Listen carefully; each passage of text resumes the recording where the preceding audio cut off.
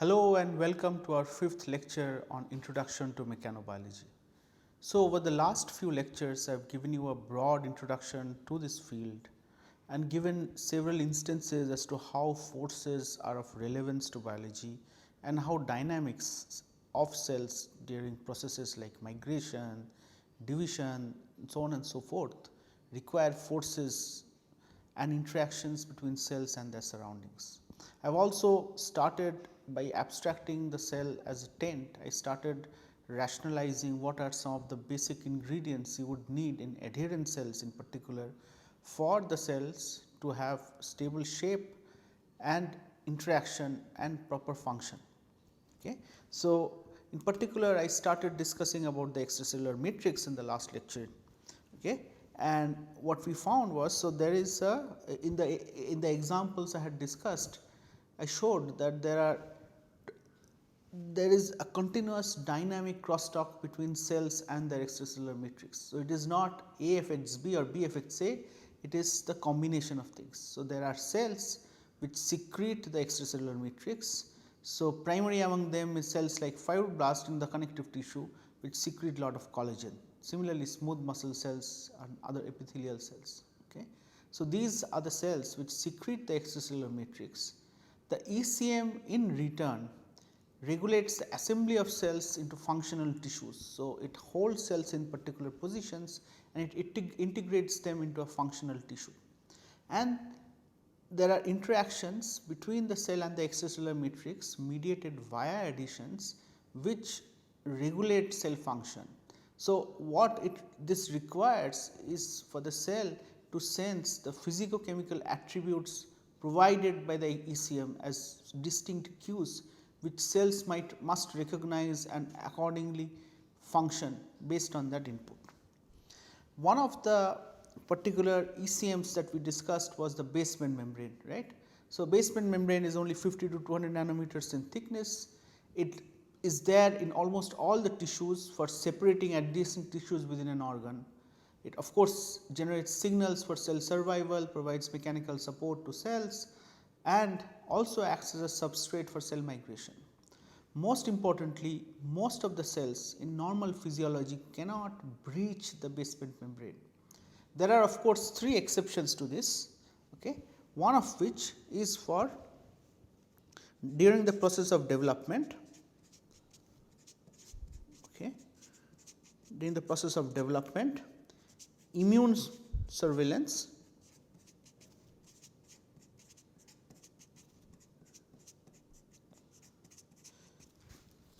and diseases like cancer, okay, where cells actually degrade the basement membrane, and that represents the degradation of the basement membrane represents the first step in invasion, in initiating the invasion metastasis cascade. Okay. So, there are several extracellular matrix proteins and basement membrane in particular has multiple of them arranged together, but we discussed about collagen, which is the most abundant protein within our body and it provides tensile strength to the tissues. It is again produced by fibroblasts, smooth muscle cells and epithelial cells, and there are multiple types of human collagen. Okay.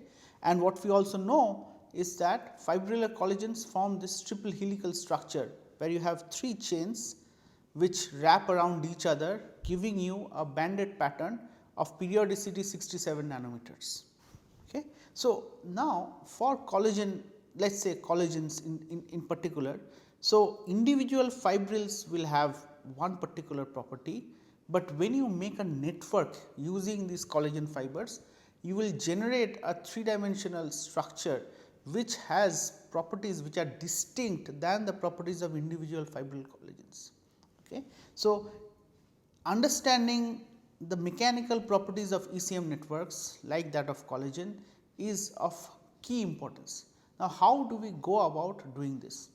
Think of this, the spaghetti, uncooked spaghetti forms all these rigid rods, and I introduced the concept of persistence which has direct relevance to bending rigidity of those structures. But the same spaghetti when cooked, then what you have is this mishmash of these fibrils which are much more compliant and when they are held together, even if you do not put anything else, just together they provide some resistance. If you try to take out a single strand of it, you can feel the resistance that the network provides towards deformation of that one strand. So, the field of rheology in particular has been developed to understand how, or for probing how materials deform when subjected to forces. So, that of course brings to our first idea is, so you know what is a solid and what is a liquid. Okay. So, there must be something which is different in a solid and the liquid, but can we say an ECM network like a collagen gel is a solid or a liquid or something in between. So, in order to address that, we must first try to understand what distinguishes a solid from a liquid.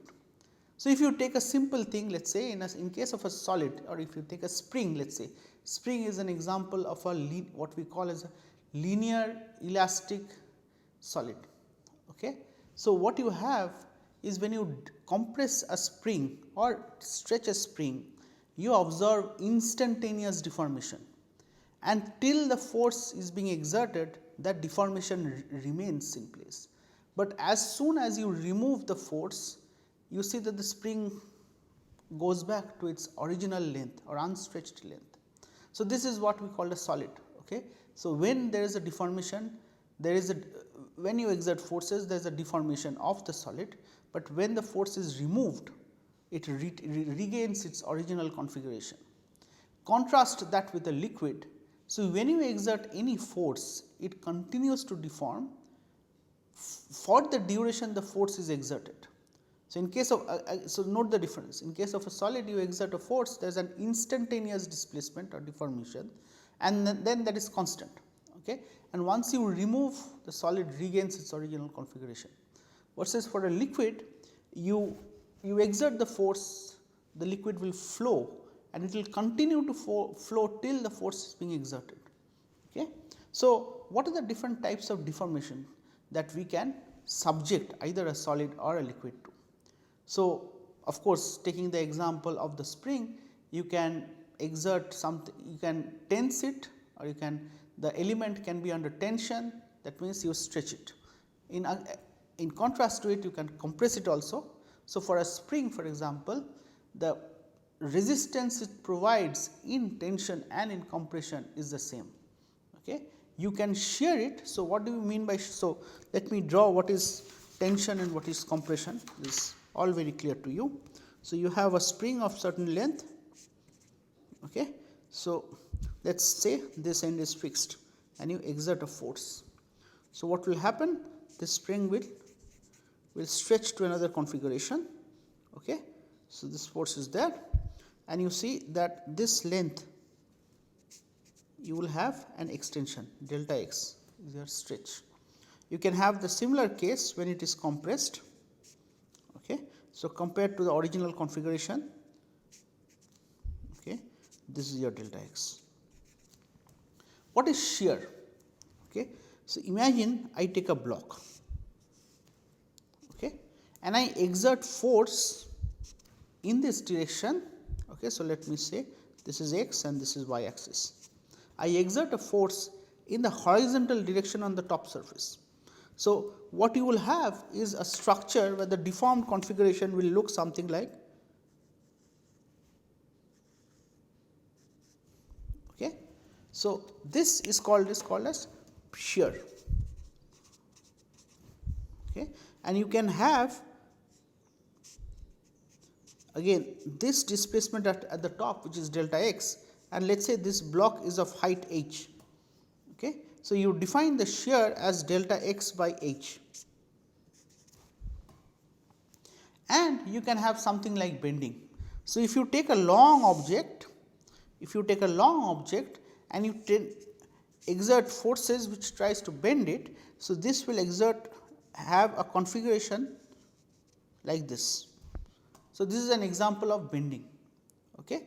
And so, similarly, you can have, this bending can happen as a consequence of compressive forces also. As an example, let us say you have a long prismatic beam which is anchored at one side, and you exert a force, a compressive force from the top. You can have a geometry where if you have slightly offset, this might be one configuration which this rod might have, or you can have a configuration like this as well. Okay. So, these are different bending configurations. Now, coming back, so when you exert these forces, so let us take the simplest case, okay, of tension or compression. Okay. Or let us say tension. Okay. If you take a beam of length L, let us say, and you exert a force F, let us assume that the cross sectional area of this beam is A. A is in meter square, has units of meter square, length has units of meters, force has units of newtons. Okay. So, how do you do? So, when you stretch it, it will again stretch by a certain distance. Let us say this extra length is delta. Okay. So, you have force. So, you define stress, normal stress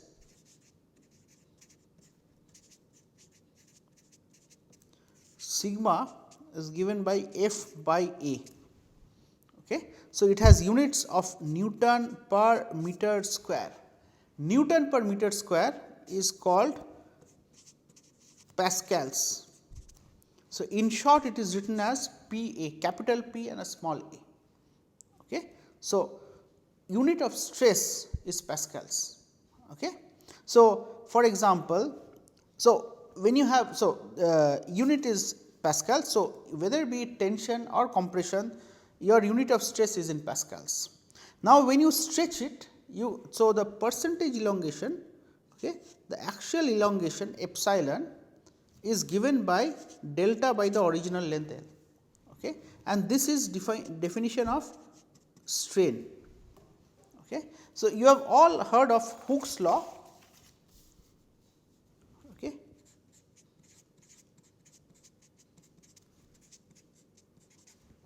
And what does the law state? That when you stretch it, your stress is proportional to the strain.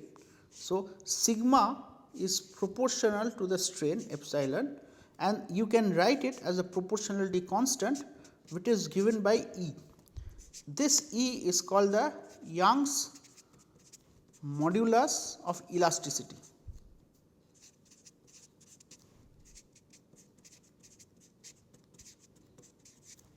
Okay.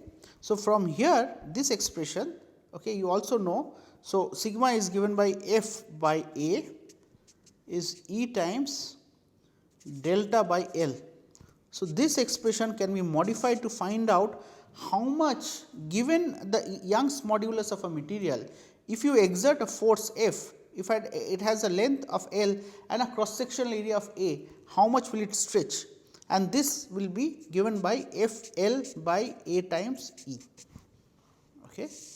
You have delta is P L by A E, F L by A E. Okay. Now, if you consider this Young's modulus E, right. So, if you can have two situations in which E is constant no matter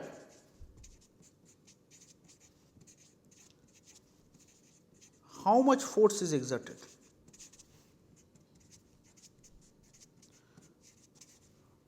or E continues to change.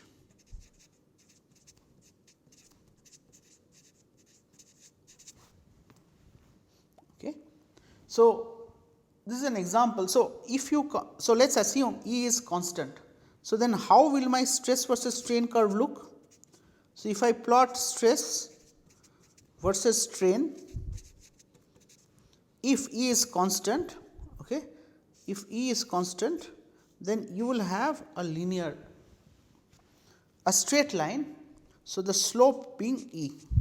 So, if a material is stiffer, then you can have the slope will increase. So, let us say if it is E and this is E prime and E prime is greater than E, then the slope of this line will increase. However, if you look at biomaterials or biopolymer networks, in many cases instead of this linear elasticity, so stress versus strain is straight line, that means E is constant, right. So, E is the slope of stress versus strain line. So, this corresponds to linear elasticity, but in red I have drawn this curve where your slope is not constant, slope keeps changing. Okay. So, this is an example of non-linear elasticity. Okay. This is an example of non-linear elasticity. So, we will quickly come and see how elasticity will change. Okay. So, for when you exert in shear, right. So, I wrote this equation sigma is equal to E times epsilon. If you have a material, okay, in which you are exerting shear, so you can define just like, so this is normal stress,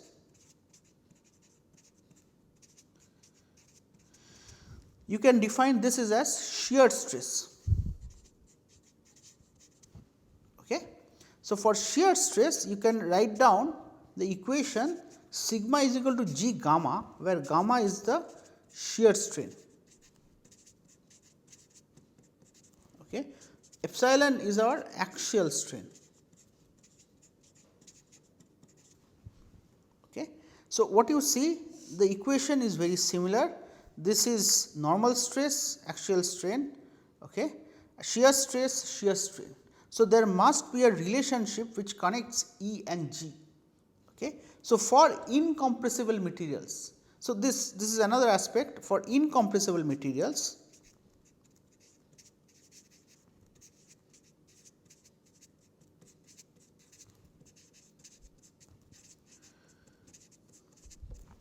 okay, it can be shown that E is equal to 3 times G.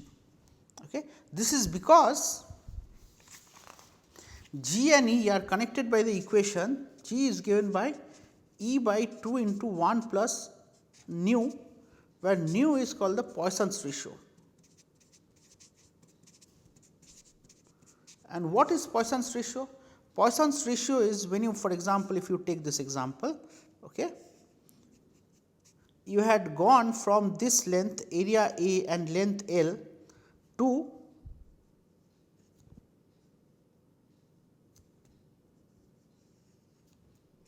let us say area A prime and length L prime. Okay. So, Poisson's ratio is given by lateral strain by longitudinal strain. Okay. So, when you pull something along this axis, then it will get compressed in a perpendicular axis. Okay. So, Poisson's ratio is that Poisson's ratio is given by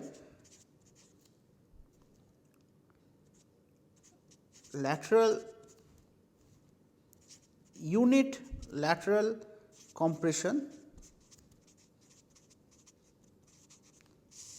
by unit axial elongation. Okay. So, it can be shown that nu is equal to 0.5 if volume is constant.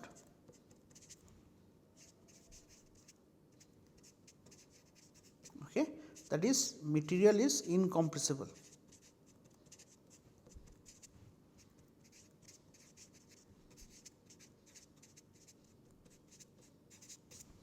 Okay. So, if you put nu is equal to half here, then you get back the equation E is equal to 3 times G is what I wrote in the earlier slide.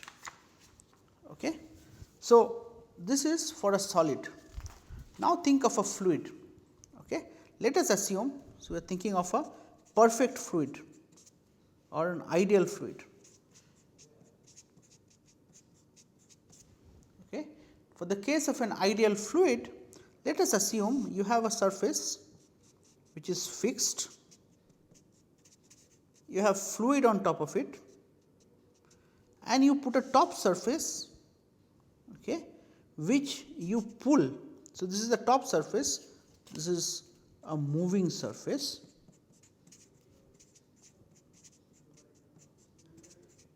which you pull at a speed of u. Okay. So, if this height is h, okay, let us say the top speed is u naught, it can be shown that for ideal fluids you will have a velocity profile. So, when you pull the top surface at a speed of u naught, the fluid particles of all the layers will keep on moving, and you will get a flow profile which is linearly increasing. Okay. So, your flow profile u at height of y will be given as simply as u naught into y by h. Okay. So, this is a flow profile. So, based on this you can have the simple law of viscosity. Okay. So, there is Newton's law of viscosity,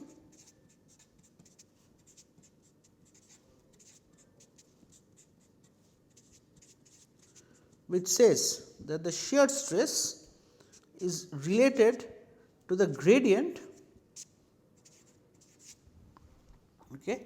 It says that shear stress is related to shear rate via this constant of proportionality mu. Mu is called the viscosity. Okay. So, if you see, so this can also be written as mu into gamma dot.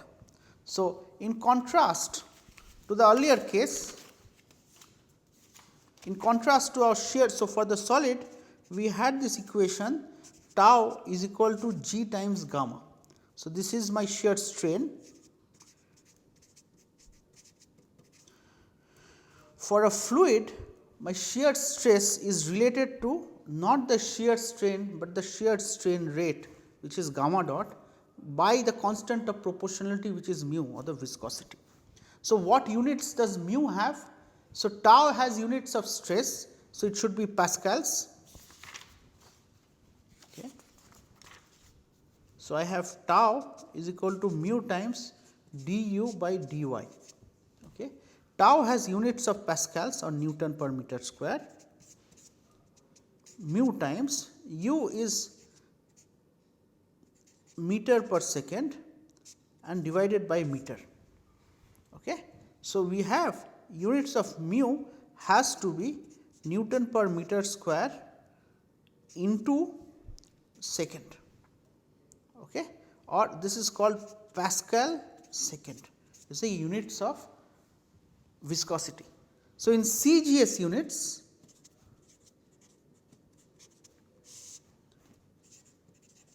unit of mu is called poise. Okay. So, viscosity of water is 1 Cp. So, this is written as simple P. Okay. So, viscosity of water is 1 centipoise.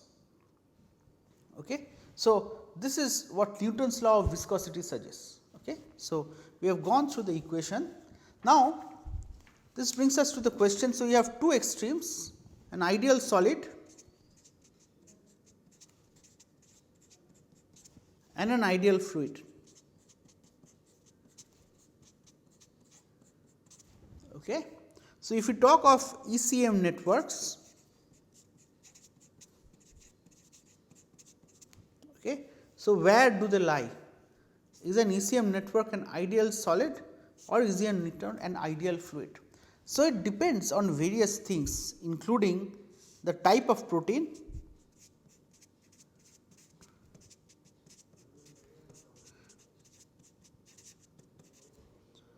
ECM density,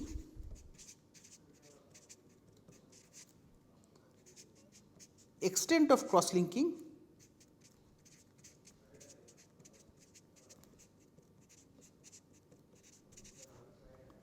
okay, ECM organization.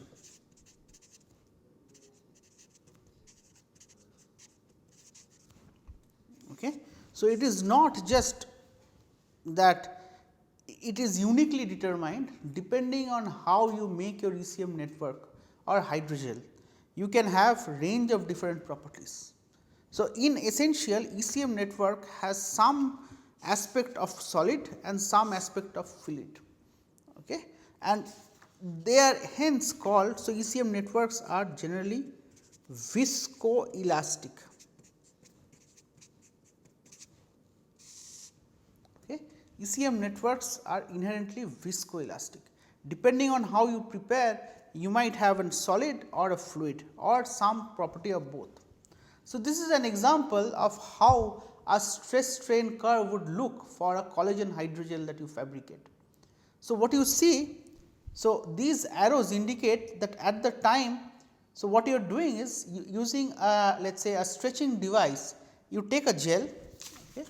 So you take a gel,